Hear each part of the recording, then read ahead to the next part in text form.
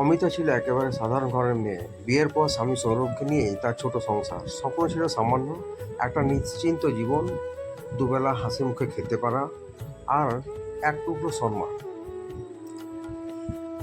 কিন্তু জীবন তো সবসময় মানুষের ইচ্ছে মতো চলে না।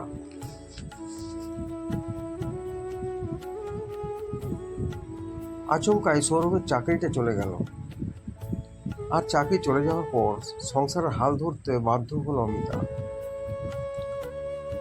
অনেক সংকোচ, অনেক সামাজিক লজ্জা পেরিয়ে সে একটি ছোট বেসরকারি প্রতিষ্ঠানে রিসেপশনিস্টের চাকরি পেল।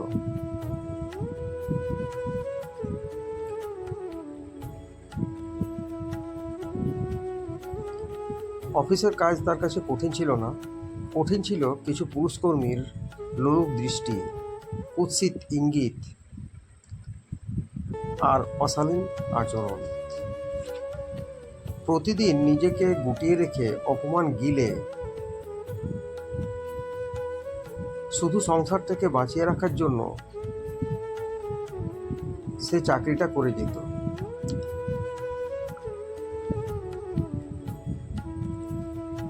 আর ফেরার পথে স্টেশনের একটা ছোট লটারির দোকান থেকে মাঝে মধ্যে একটি করে লটারির টিকিট কিনত সে। জেতার আশায় নয়, বরং স্বপ্নটাকে বাঁচিয়ে রাখার জন্য। মনে মনে ভাবত, যদি কোনোদিন ভাগ্য সহায় হয় তাহলে ভাগ্যটা পাল্টে যাবে। এক শরৎ সন্ধ্যায় অলৌকিক ঘটনাই ঘটে গেল তার কপালে। দুর্গাপূজার বাম্পার লটারিতে অমিতা জিতে গেল 11 কোটি টাকা, যেটা ছিল তার স্বপ্ন।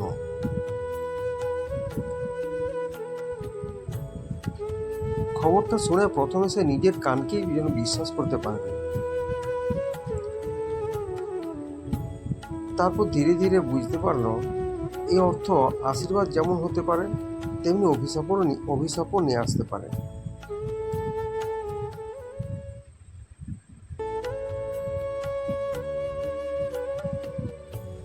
কারণ ঘরে দুজন লোভী মানুষ আছে। ওরা ওরা লোভে করতে পারে না এমন পাপ কাজ নেই। সে সিদ্ধান্ত নিল আপাতত কাউকে কিছু জানাবে না, এমনকি স্বামী সৌরভকেও না। কারণ সৌরভ ছিল অদ্ভুত সরল মনের মানুষ। আনন্দে সে হয়তো খবরটা গোপন রাখতে পারবে না, আর তাদের চারপাশের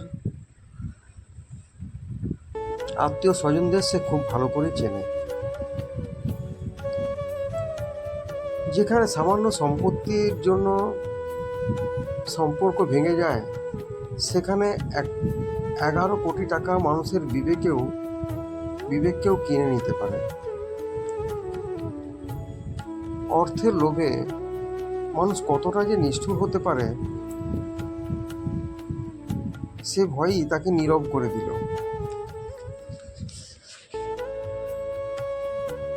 কয়েক সপ্তাহ পর অমিতা নিজেই চাকরিটা ছেড়ে দিল।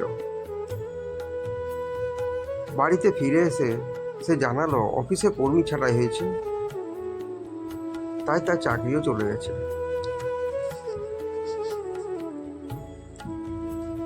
এটা ছিল তার জীবনের সবচেয়ে বড় পরীক্ষা।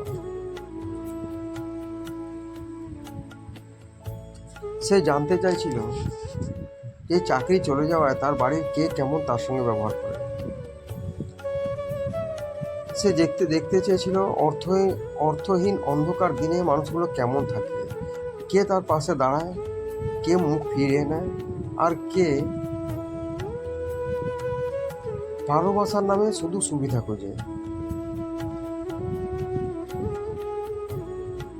অভাবের সংসারেও সৌরভ কিন্তু বদলায়নি। সে স্ত্রীকে একেবারের জন্য দোষ দেয়নি, উল্টে নিজেই ছোটখাটো কাজের খোঁজ করতে শুরু করে। সে কখনো দিনমজুরি করে পরে পয়সা আনত, কখনো ডেলিভারির কাজ করে কখনো বা টিউশন পড়িয়ে যা পেয়েছে তাই করেছে। রাতে অমিতাকে শুধু বলেছে,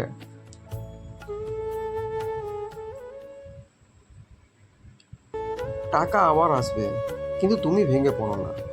তুমি ভেঙে পড়লে আমি বাঁচবো কাকে নিয়ে? এই কথাগুলো অমিতার বুকের ভেতর অপরাধ বোধের মতো জমে উঠতে লাগলো।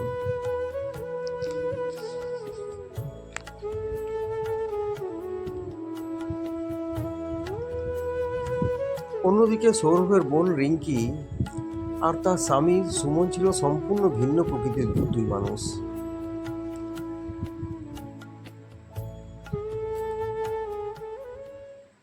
তারা সবসময় সৌরভের কাছ থেকে অর্থ আদায়ের চেষ্টা করত, কিভাবে তার কাছ থেকে পয়সা পাওয়া যায়। অমিতাকে তারা সংসারের বোঝা ছাড়া আর কিছুই ভাবতো না। এদিকে অমিতা গোপনে তার প্রয়াত বাবার রেখে যাওয়া প্রায় 1 কোটির মতো টাকা ঋণ শোধ করে দিল। ব্যাংকের লেনদেনের কিছু সূত্র ধরে সুমনের মনে সন্দেহ জন্মালো।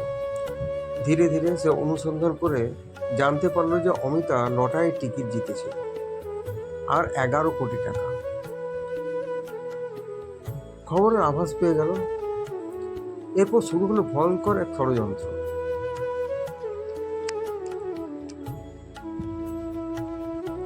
প্রথমে মানসিক চাপ, তারপর ব্ল্যাকমেল। সুমন দাবি করতে থাকলো টাকা না দিলে সে আয়কর দপ্তর, পুলিশ এবং সংবাদ মাধ্যমে মিথ্যা তথ্য ছড়িয়ে দেবে। তাছাড়াও ফেসবুকের মাধ্যমে আরও অনেক লোকের কাছে ব্যাপারটা পৌঁছে দেবে। অমিতা ভয় পেল না এতে। ফলে এতেও কাজ না হওয়ায় সে নিজের অপহরণের নাটক সাজিয়ে মুক্তিপণ দাবি করল এবং সমস্ত অভিযোগের তীর ঘুরিয়ে দিল অমিতার দিকে।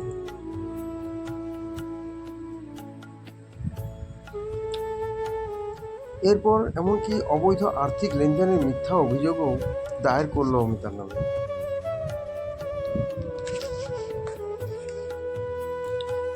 কিন্তু সত্যকে তো বেশি দিন চাপা রাখা যায় না। অমিতাও তার লটারি জেতার কথাটা বেশি দিন টিকিয়ে রাখতে পারল না।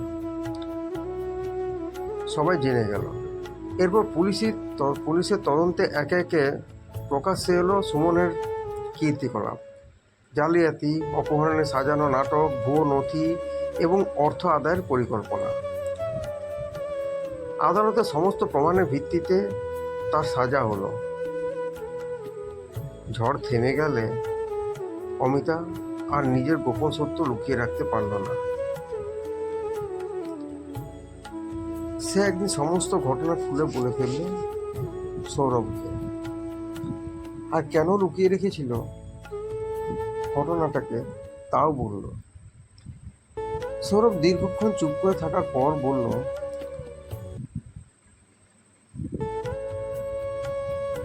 দেখো, টাকা হারালে আবার পাওয়া যায়, কিংবা হয়তো কোনোদিন তুমি আবারও টাকা লটারি জিততে পারো, কিন্তু বিশ্বাস যদি একবার হারিয়ে ফেলো তো সে বিশ্বাস আর আসে না। তুমি অন্য কাউকে না বললেও আমাকে বলতে পারতে ব্যাপারটা। যাই হোক, এখন যা হয়েছে, আমাকে আর কোনোদিন অন্ধকারে রেখো না কোনো কথা। অমিতার চোখ দিয়ে জল নেমে আসছিল। সে বুঝেছিল 11 কোটি টাকার চেয়েও বড় সম্পদ তার পাশে বসে থাকা মানুষটি। অর্থ মানুষের জীবন বদলাতে পারে, কিন্তু ভালোবাসা আর বিশ্বাসই মানুষকে বাঁচিয়ে রাখে। এটাই চিরসত্য।